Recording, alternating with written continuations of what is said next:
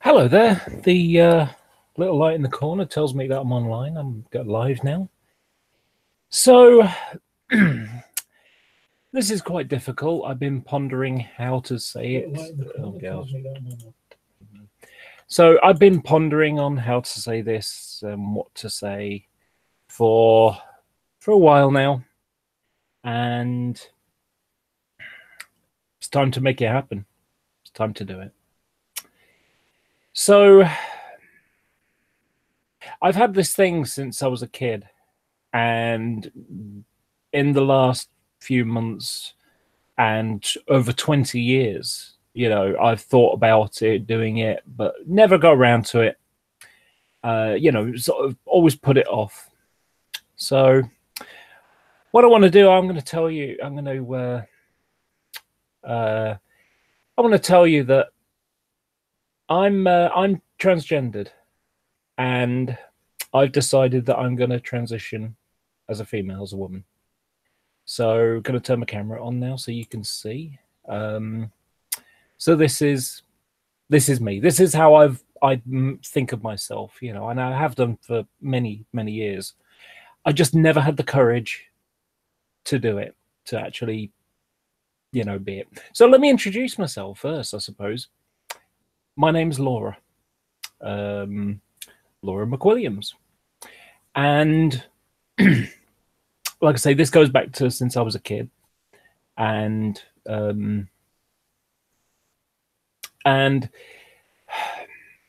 I came comfortable with who I was. I'm going to tell you a story. Why don't I just tell you the story? That makes more sense. Okay. So when I was a kid, I took part, and I was about 7 or 8, and I took part in a maypole dance. And there were, 16 kids in pairs, in 2 sets, in red, yellow, green, and blue. And the boys wore white trousers and a gingham shirt. The girls wore these pretty little gingham dresses. And I'm dancing, and I was all frowny and concentrating because, I was trying to get the steps right and the ribbon going in the right way and all that kind of stuff. I wasn't enjoying myself. But my dance partner, she was. She was happy and smiling and, having a great time. And I just thought to myself, I wish I was you. And I wish I was a girl like you, because of course, at that age, boys and girls are like weird and stuff like that. And, it's like, I wish I was a girl, because then I could be happy and bouncy and all that kind of thing. So that was my first inkling. And so maybe a year later, I played dress up with a couple of girls. And, because my parents were in the Air Force, so you'd move from one place to another. And 2 guys meet at work. They introduced their wives and kids. My friends were their kids. So we went to visit the family friends, because they'd moved away. And we ended up, playing dress up. And I ended up in Vanessa's dress. And it was all fun, and it was good. We were having a good time. And then parents saw, and they laughed and jeered. They just made fun. And it became apparent that this isn't what boys do. So I buried it. When I was 12, I borrowed a dress, for a short time. But, I really couldn't get my head around it, that it felt right, but, socially it was wrong, and I didn't understand that. I couldn't really get my head around why is this unacceptable? That's not fair. People should just be what they want. So so I went and buried it more. And then when I was 15, I borrowed some of my mum's skirts out of a closet. It was noticed that it was getting a bit thin. And so there was a family confrontation. It was like, put them back. So we had a family confrontation. At these confrontations, they weren't like screaming match or anything like that. What we do is we get around the table or something like that and air out the problem. and then try and find a solution for it. And it worked. It was successful. But I only have one regret in my life, just one. Because we've all done stupid things. I've done plenty of stupid things. But every single thing that every mistake that I've had, I've tried to turn into a learning experience. Why did that go wrong? How can I make it better? What other options are there available that maybe that comes to a better solution? So, so there I am. My mum sat on the sofa chair arm. I'm stood up looking at my feet in shame. Because I didn't understand it myself. I could, it's not, this is before the internet. This is 1989. The internet wasn't a thing in pretty much anybody's lives at that time. And, it's not like you can go to the library and say, hi, I'd like to find a book on, boys wanting to wear girls' clothes kind of thing, wanting to be a girl. Couldn't do that. So, so what happens is there I am. My mum saying, why'd you do it? And I said, I don't know. And I didn't know. It was like an instinct. I needed to express myself, in the same way as I needed to breathe. And, so it's like, you must know. And I didn't. I just didn't have an answer. And then she blurted out, and I'll never forget it. She said, what do you want to be, a girl or something? And I paused and I said, no. But in my head, I was thinking, yes, I think. And the thing is, my parents loved me. If I'd have said that, and that's why it's my only regret, because I didn't have a resolution. I didn't have an outcome that I could learn anything from or, get my head around. It was just up in the air. So,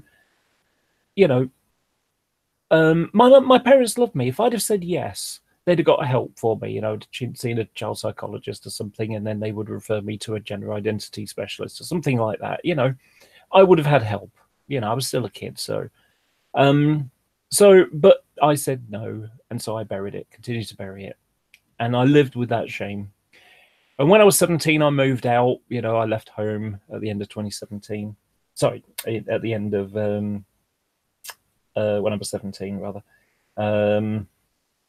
And that would have been 91. And then, I lived in a hostel for a couple of years nearly. And then I got my own place, the place I live now. Sorry, all this, I'm quite nervous. So what happened was, I used to, I could buy whatever I wanted in the privacy of my own home. And I used to go for bridesmaids dresses because they were long and feminine and cute and, very ladylike, and, I had it to a fine art that I would walk past a charity shop or something, and I'd see something nice, and I would sort of walk past it a couple of times. I'd be examining what it looked like and how much it was and what size it was. And then I would get the correct money, have the exact money in my hand, no more, no less, have the exact money. And then I would wait across the street and wait until the store was empty, until there was no one in there. And then I would, people, expert bank robbers have robbed banks in more time than it took me. And I would swoop in there, pick it up, take it to the thing, give them the money, put it in my bag and be gone. 30 seconds, in and out, gone. Because it was shameful. And, I would, I was perfectly, I liked it, but, and just so you bear in mind, there's no fetish involved here. This isn't a sexual thing. I don't get aroused by any of that kind of stuff. I'm actually asexual. I don't really get aroused at any of those things. So what happened was, I'd be sat on the sofa watching TV, wearing a nice dress, and I would get this wave of shame wash over me as if to say, what on earth are you doing? And I'd have to get changed. That was it. always have ambulances going by. And you know, and that reminds me, the weirdest version of this. Thank you, Valley Brook. Thank you very much. The weirdest version of this was, I live on a main road, as you may have heard the ambulance going by. There was a police car chase. There's like 3 police cars, 4 police cars, and a car racing by, and the police helicopter, and it flew right over my building, one of my balcony windows wide open for anyone to see. And I had to get changed because I was worried that 5 minutes later a police officer would be knocking on my door asking why I was wearing a dress. You know, it was that surreal. It was that ingrained. But a few years later, in 1999, I got on the internet. And after a couple of months of looking up all things Japanese, which is what I was really interested in at the time, I started looking at other things. And this is where a young man ends up looking at porn. He's on his own. He's got the internet. Ooh, anything could be in there. But I was never interested in any of that. Still aren't. I ended up looking up dresses, and of course, this is in the old days where you had like GeoCities and various different, you know, website hosting things where you had to build your own website. And you know, there were these like web rings, so you go from one place to another, and then you'd have like, you know, one would be links, and you'd end up with a load of ones because they would link to you and you would link to them, and you know, that was a way of getting people to see your stuff and your help, you know, quid pro quo. You help someone else, they help you, and it spreads the news out around to people. Well, I've been using a Japanese chat room at the library for, you know, for a couple of years already. Then I was able to do it at home, but I found, you know, I went from channel, you know, sorry, not channel to channel. That's modern stuff. I went from site to site, and then I found one at a chat room. It was a cross-dressing chat room. And I was shaking like a leaf, absolutely shaking. My hands were shaking. The inside of me was trembling because my idea of cross-dressers, transgender, because transgender is on, you know, cross-dressing is on like the transgender thing, everything from people who just dress up to drag queens to transsexuals, you know, people are getting sex change and all that kind of stuff. Well, so my idea of that kind of thing was, you know, drag queens, RuPaul, you know, I mean, not nowadays an example you would think of as Lily Savage or something, you know, Rocky Horror Picture Show, some prostitute on a Dirty Harry movie, something like that. Well, none of those things were me. You know, I wasn't someone with, you know, a beard and hairy legs through fishnet stockings. That wasn't my style at all. You know, I don't even do high heels. You know, that's not my style either. I go for flats, but that's only because I'm 6'4" and doors are 6'6", and the practicality, you know, becomes awkward. But I'm joking. Thanks very much, Jeff, and New Junction too. Thank you. So you know, I just couldn't, you know, it's like, that's what I was expecting. That's my vision of what was on the other side of this, you know, put your name, hit enter. And I'm like, wanting to hit enter and thinking, oh my gosh, I can't at the same time. And so I clicked, and I'm thinking, who's going to know? I'm on my own. It's not like anybody's looking over my shoulder or anything. No one's judging me, you know, whether I go in or don't or whatever. So I just give it a dare. And so I went in, and they were super, super nice. They really were. They made me feel at ease very quickly. Within about 5 minutes or so, I calmed down a lot. Because the way they were acting was like women. You know, they were really nice. But it wasn't really quite right for me, because there was an element of fetishism. Not everybody, but some. So, you know,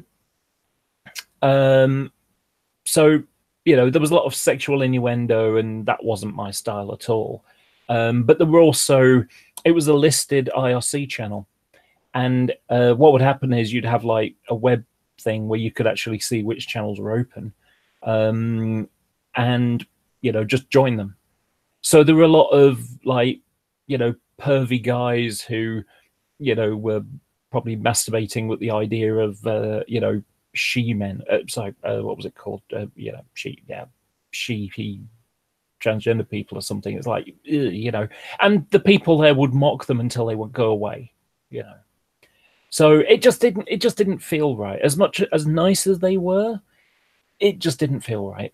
But there was another chat room on that website, and I went in there, and it was much nicer. You know, there wasn't all this sexual innuendo. It was more about being female, you know, and that's really what it was about for me. So there you know, there was a community there, and I was comfortable with that. I can't. I've got a runny nose slightly here. I should turn the heating on. So I'll take a drink. Still nervous.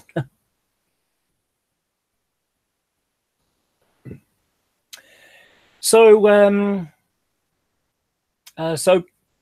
you know, I was a member of this community, and it's all good.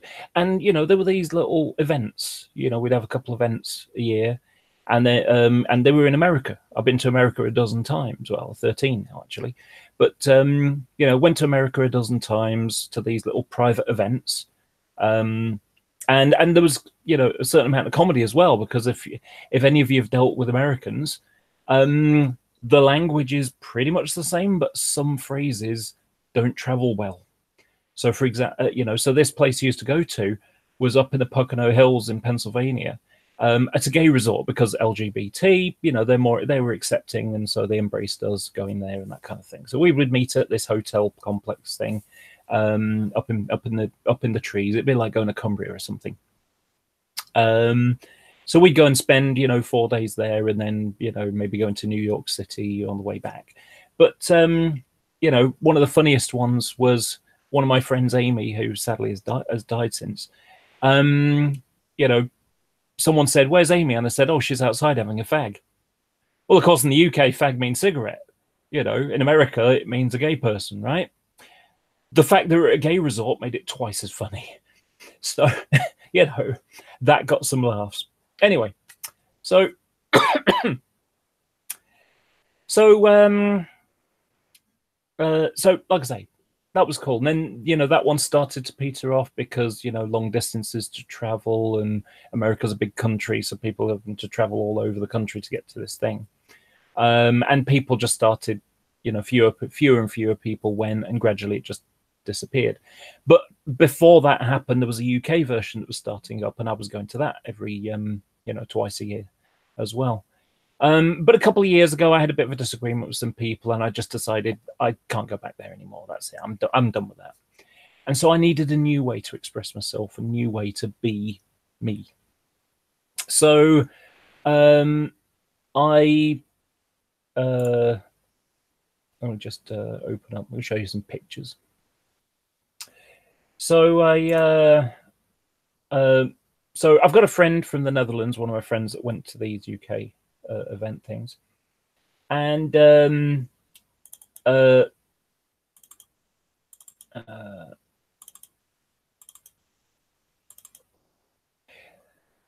so oh gosh, hang on.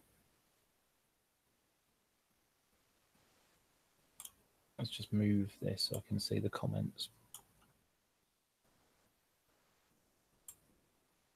Apologize for being a bit stuttery here. Anyway, so what happened was, you know, this summer we had a wonderful, wonderful warm summer, and you know, I'd effectively gone from going to these private events, you know, and there wasn't any judgment because I didn't like the idea of going out in public dressed like this, you know. I didn't want people looking and staring and laughing and pointing and things like that, you know, because that just, you know, made me, you know, that would just make me feel awful. And so, you know, here it was, lovely summer, and I was going on the balcony and having a read. You know, I was unplugging for the internet for a bit, going out, read, have a glass of wine, have a sandwich, you know, an apple, you know, watch the planes go by, read a book. You know, it was a, you know, just enjoyable, just sitting out in the sun, well, I wasn't really in the sun because there's a balcony above me and that was keeping me shade, but it was nice and warm. The hills were on fire at the time in the Manchester area. So what happened was I go out in a skirt or a dress or something, but I would put a guy t-shirt over the top because it was like, what will the neighbors think? You know, I'm 10 floors up. There are 8 flats that can see me. But you know, it's like, oh no, what would they think? What would people think? And this has always been the hang up. What would people think? And so so I, you know, so my friend Alice came to visit, and she said, "Why do you care? You know, they're not going to be able to see anything. Don't worry about it." I'm like, you know. So we were going to go to Manchester for, you know, sort of a day, you know, go for have a little tour, you know, around the city. Show, you know, went to the cathedral, which is quite a nice place to go. Look into other bits, do a teeny bit of shopping, you know, that kind of thing. And you know, my friend Alice, she said, "Do you mind?" You know, she'd been going out dressed here and there. She said, "Do you mind if I go wearing a dress?" And I'm like, because I'm thinking, what? Right, go leave my building wearing a dress? You know, right outside my front door? Not very keen on that. And so I'm like, and she's like, "Oh, okay, no, that's right. It's fine. Don't worry." You know, so she'd been wearing androgynous stuff for years. You know, ladies' jeans, things like that. But so she wore a pair of purple shorts and a mint green, you know, t-shirt with flowers on it. You know, she was really cute and happy and comfortable. And there I was wearing black tracksuit bottoms and, you know, a t-shirt and sweating like crazy and wishing I could be there wearing a dress, you know, because I got perfect dresses for that kind of weather. And just being miserable, you know, because I wasn't able to be me and be comfortable, and that's what I wanted most. And so, you know, she, you know, she's like, "Why do you care what people think?" And you know, so she left, and it got me, you know, and you know, we were chatting on Skype every week or so, and she'd be, you know, she'd be saying she's done this and done that, and I'm thinking, why can't I do that? What's holding me back? And really what always held me back was, what will people think? You know? And so, you know, it just got me sort of thinking, why can't I? Maybe I should. And so so, you know, I said to her, I said, you know, I think I'm ready to do it. The thing is, I'm scared about what will happen if I meet some troglodyte knuckle-dragging idiot, you know, who gets in my face and makes fun of me or something like that, you know, because I don't really respond well to bullying and things like that, you know, and, you know, I'm one of the, you know, give an example. There was a video on Twitter and Facebook a few months ago. A racist guy on Ryanair, you know, saying, you know, talking about this black lady like it and things like that, you know, and just, you know, just a mouthful of racist bullshit. And I was angry at that, because if I was there on that plane, I would be up on my feet and I was saying, "You shut it, keep that racist stuff in your head, because if you don't, they'll kick you off." And if the Ryanair people would have tried moving her like they did in the end, I would say, no, don't move her, move him. He's the one that's been the problem. She's not been a problem. She's just sitting in a chair. He's the one that's the problem. Get rid of him. You know, I can't stand injustice. I just can't stand it, you know. So I could just imagine someone being like that with me. And I've got a bit of an Incredible Hulk personality sometimes, you know. Don't get me angry. You won't like me when I'm angry. Because when I was a kid, I would hurt kids that were twice my size. You know, it'd just be rage. And then I'd, you know, I'd end up crying in a corner and they, you know, have a nasty bump on their head or something, you know. So that kind of thing. But so what I was scared of is the idea of meeting some idiot, losing my temper, and next thing you know, they're being taken away in an ambulance and I'm being taken away in a police van, and someone got it on, you know, on their camera phone, and next thing you know, it's on the Manchester Evening News website, and you know, I mean, caught the next day and the hair's gone missing and they just look like a mess, you know. I didn't want that. I just don't want that kind of thing. So, you know, of course, you always think the worst fears, the worst things that could possibly happen. And my friend was like, look, don't worry about it. Look, if you want to go out for the first time, go to a museum or something. Because idiots like that don't go to museums, they go to the pub, you know. And she's like, yeah, yeah. I said, actually, if there's any time to do it, it'll be Manchester Pride, because that's coming up in a few weeks. And, you know, I could go and watch it. And, you know, there's, you know, between the costumes and the people that turn up, there would be people that would be far weirder looking than me. So maybe that would be the time to do it. And within 20 minutes, bless her heart, she went and bought a plane ticket from Holland, from the Netherlands. And she said, you know, and so on the, you know, she arrived on the Thursday, and on the Friday, the 24th of August, we went to Manchester, and here I am at the Manchester Art Gallery, you know, first time out. And, you know, it was a lovely day. It was a really lovely day. So we went, you know, we did the art gallery, and then and then we went to a restaurant. It was a girly restaurant as well. You know, and, you know, like cute cushions and flowers and things, and, you know, that kind of thing. So it, you know, now my but look, I'm happy and smiling. A lot of the time when I'm out, most people don't see my teeth because I'm kind of nervous, and, you know, because I got agoraphobia, I don't like going out very much. But, and also note that my face is rather brown because I was using my friend's makeup, and her skin tone is rather browner. You can see my Manchester pasty neck down here. So, you know, and then we went to John Rylands Library, which is like a you know, museum, like a library museum. And look how at ease I am there. So, so that was the first day, and then the following day we went to Manchester Pride, and that was what I wore. Notice that I've got matching shoes, and these are actually just a pair of white plimsolls that I painted red paint on. This is red acrylic paint because, of course, being a model maker, I have lots of paint and lots of things like that. So, you know, but just a lovely, you know, it was a nice day, and, you know, I quite like giraffes. Got some plushy toy giraffes, but you know, so I look a bit miserable. I like, my face looks a bit sad there, but I'm not. I was just like, have you got the picture right? Oh, you took the picture. But so then Sunday we stayed in. Monday we went to Walsall Hall, which is like a stately home kind of thing on the outskirts of Salford Media City area. But it was closed, unfortunately. It was bank holiday, and so we ended up going to Media City area, and there was an outdoor market, like an artisan market between the Lowry and the Lowry Mall. And you know, there were people selling like dream catchers and homemade candles and all those, you know, things like that, artwork.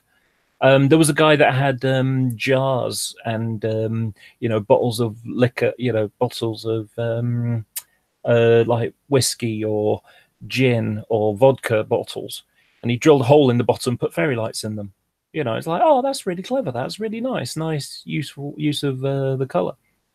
And you know, I sort of asked him how he drilled the hole in the bottom to get the lights in, and, you know, he told me. And then, okay, you know, okay, well, we're going to push on now.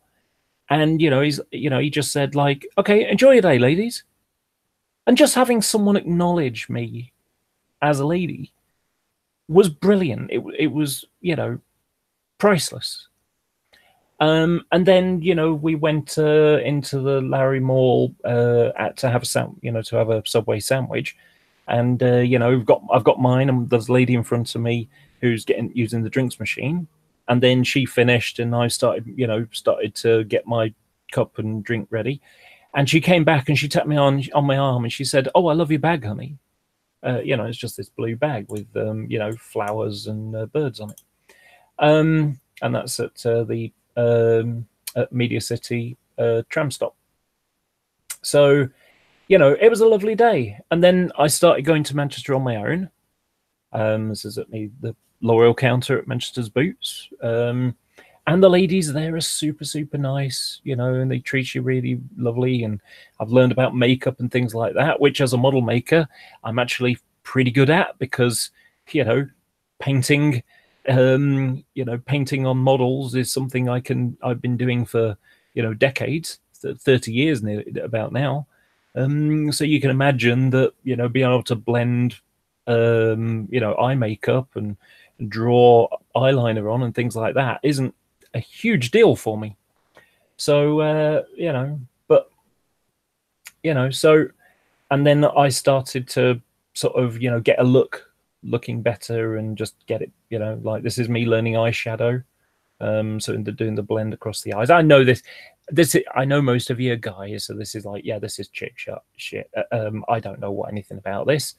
But you can see I'm happy. You know, I look at myself and I say, yeah, that looks like me. You know, because when I look at them in a mirror, you know, it's almost like an anorexic person. You know, they look in the mirror and they see a fat person. I look in the mirror and I say, oh God, that looks like a guy. And my head isn't really thinking that I'm a guy. And I've been like this for 20 years because when I got on the internet and I met that community, instead of having this uncomfortable part of my life that I wanted to sweep under the carpet, but no matter how much I tried, I could feel the bumps under the carpet. I was able to accept that there was this girly part of my personality that needed to express itself and was, you know, came to terms with it. You know, I became at one with myself in that regard. But again, I was scared about going out in public and what will people think and what will people say. And so the more I've been doing this, the more I said to myself, why is it that you're holding back? This thing that you've always wanted to do, that you've thought about transitioning, you know, 100 times. You know, wouldn't it be great if I could live as a woman all the time? Because that's what I've always wanted to do. I've always wanted to be a girl, always wanted to live like a woman. And, you know, why can't you do that? What's stopping you? And so I just thought to myself, yeah, what is stopping me? Is there some reason why, you know, I can't be narcissistic and say, you know what, screw everybody else. I'm going to be who I want to be. You know, this isn't about everyone else. Why am I sacrificing my happiness for everybody else to make everybody else comfortable around me? You know, and so, you know, I started to, you know, this is me living as Laura for a week. So I didn't take a photo on the Monday. On the Tuesday, I took this. On the Wednesday, I took this. Thursday, and apparently people say I look really good in red. That was with a cardigan. And then that one, and people really think that picture looks great. And, you know, just getting a look and a style. And I'm quite a girly girl, but also I've kind of got to be, because if I just wore, you know, a pair of jeans and a t-shirt and, you know, I look too much like a guy. And then there's also boy bumps, which I don't want anybody to see because that kind of gives it away. And so, you know, I'm constantly living in a state of Schrodinger's pass. If you've ever heard of Schrodinger's cat, it's a cat in a box and there's poison. Is the cat alive or dead? It's in a state of being alive and dead, because until you open, and if you open the box, the poison will be released. So, you know, if you open the box, the cat will be dead. If the cat drank the poison, the cat would be dead. So is the cat dead or alive? Well, we can't be sure until we open the box. You know, it's a conundrum. Well, for me, I live in a state of Schrodinger's pass, as in, passing meaning I pass for a woman. So, you know, the idea is walk down the street, no one notices because my hair's right and the makeup's right and the walk is right and hopefully the talk is right, but that I'm going to get better at that.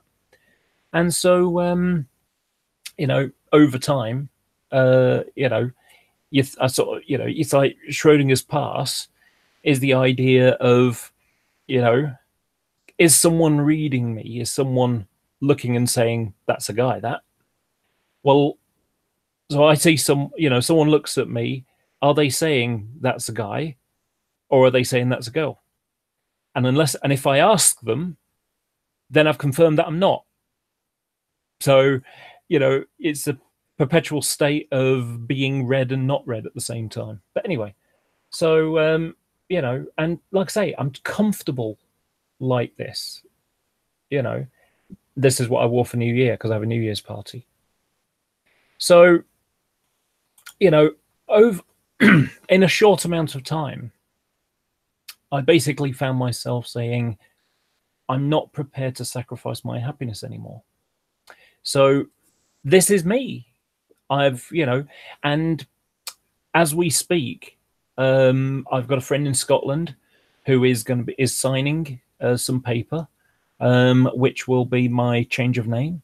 So I as of in about a week and a half, my name will officially be Laura Jade McWilliams. That will be my actual name. And, you know, I'm going to be going out like this all the time. And, you know, the only exceptions that I haven't, I've got a key meter for my electric thing. If I run out or I'm about to run out, sometimes, you know, I just chuck on, you know, guy clothes, nip to the shop, come back, get changed, you know, because I need to go now. Because putting all this on, this takes an hour, you know, to have a shower and a really, really close shave and all that kind of stuff. It takes a lot of effort. So, so what's this going to mean to you and me? You know, you being the audience. You know, well, I'm on Facebook, and I'm in, you know, a couple of model railway groups. I'm the vice chair of a model railway society. You know, and of course, I've got a YouTube channel where I sit and talk to the camera about train stuff. You know, well, just because, you know, my head, you know, I'm saying, you know what, I'm going to go with that girly stuff that I've always wanted to do but never had the courage to. Doesn't mean to say that, you know, because to, you know, now that I'm a girl, so to speak, I have to give up all the boy hobbies. You know, I've got to focus on is nails and hair and, you know, makeup or something. You know, no, I don't have to do that at all. There is no reason why I have to sacrifice any of my interests. You know, I can still be interested in planes and trains and things of that nature. So what's going to be the difference? Well, if I'm doing a talking head video where I'm doing a question and answer session, or I'm doing I'm going to a railway show and demonstrating at a model railway show. And of course, when I'm making videos, you'll be seeing, you know, the view from overhead while I'm doing modelings. I'll be wearing nail polish or something, you know, and you might see, you know, a blouse as my hand reaches out for something, or a cardigan or whatever. You know, that's going to be the difference. Are you going to turn off because of that? You know, do I become less relevant or, you know, less useful to you because, you know, I'm transitioning?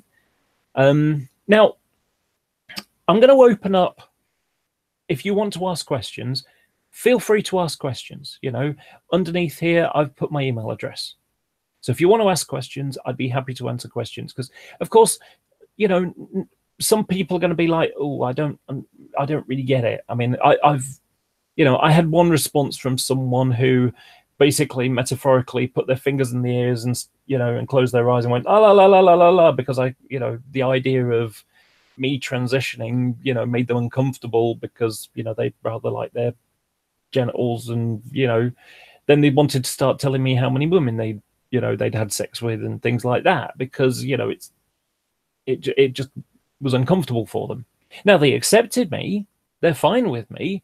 It's just that they overreacted because it's like, you know, you're doing something that I couldn't possibly do, so therefore I need to justify why I couldn't possibly do it. But well done you for doing it. There's also going to be people that don't really like me, and, you know, maybe they'll just go from, oh, I used to like them, but then this thing made me uncomfortable, so I don't like them anymore. Well, fair enough. And then there's going to be a majority of people who don't care how I present myself. And we got Joanna, and you know, she does perfectly fine. So you know, think of me like that. Now, when it comes to, you can ask me questions, there's two things that are off the table. Okay, don't ask me about my sexuality, who I fancy, things like that. None of anybody's business. That's between me and the person I'm with, and I'm asexual really anyway, so I don't do any of that. But we're also, What I'm going to be doing with my genitals has nothing to do with anybody but me and doctors and things like that, you know? Because think about it this way. Would you ask your best friend, well, or would you ask a friend for a detailed analysis of their, of their genitals and what they do with them and, who they have sex with? I don't think so. We don't really do that. So why would you ask me about mine? So that's basically it. So, like I say, if you want to ask questions and you don't want to come out openly and ask it on Facebook or whatever, feel free to send me a private message on Facebook or, but don't, if you don't want to ask in public, do it on Facebook as a private message, send an email to me. I'll try and accommodate you. But the knowledge, the trained knowledge in my head is still there. The abilities that I've got for modeling are still here. The fact that I want to encourage people to push their boundaries and say maybe I could do better, because like I say, I've got a lot of experience in this hobby, 30 years. I made a 442 out of a Hornby Intercity 125 train set, by painting the sides in Network South East, using masking tape on the front and using silver paint for the windows. I didn't do any modifying to it at all, but because that way I could just revert it back if I needed to. But I was doing that, back in 1989 when I struggled to tell my mum, why I was, that I wanted to be a girl. So, it's, I'm happier than I've ever been. I'm more at one with myself than I've ever been. And so, before Christmas, I went to my doctor's and asked him to refer me to a gender identity clinic. And I'm going to be having a screening appointment, but it's 11 months before I get to see somebody. I'm going to be changing my name, so I will officially be, Laura in a couple of weeks. That will be my actual name. Now that I've told everyone, I'm going to go and I'm going to be changing my Facebook so it says Laura instead. But I hope people won't take offense. I hope people won't stop watching. I mean, if you don't want to watch, that's fine. If you struggle with looking at my face and just thinking no, I don't like that, well, that's up to you. It is. I hope you can get over that, but if you can't, I understand. These things are hard for people to get their head around sometimes. And, like I say, I understand. So, I hope people will bear with me.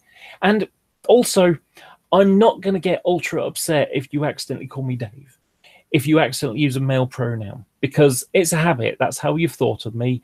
And suddenly having to change, is going to take a while. So I'm not going to get overly upset. If you're still doing it a year from now, then I might get a bit more annoyed at you, because it's like, look, you've had a year to get hold of this, what's holding you back here? So, but like I say, I'm not, I'm not trying to ram this down anyone's throat. I'm just being me. I'm being authentic to who I am. So, and I've got some challenges ahead. One of the things that won't ever change, as much as I can take hormones and I'll grow some boobs and my face will get thinner, my skin will get softer and my muscle mass will reduce and I'll look much better by comparison.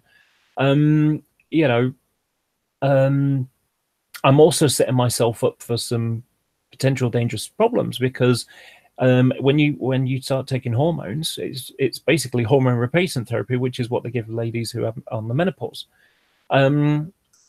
What will happen is I'll increase the chances of breast cancer, because men can get breast cancer as well, and I'll be increasing the chance of deep vein thrombosis and blood clots. And as a part of it, I'm losing weight. I've lost since September. I've lost I was 20 stone and now I'm 17 and a half.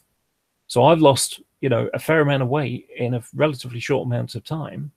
Because when it comes to hormones and possibly surgery, if I decide to do that, then clogged arteries and you know, blood clots are a really bad combination. I could end up dead. So it's a risk, but the risk is, you know, the reward is greater than the risk.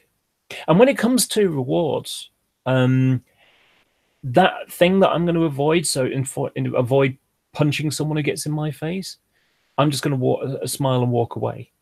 That's my coping strategy for that. But there's extra layers to it, because I've got Asperger's, and people with Asperger's, they make coping strategies to try and formulate ways to navigate through life. Well, my way of coping through this is to count wins.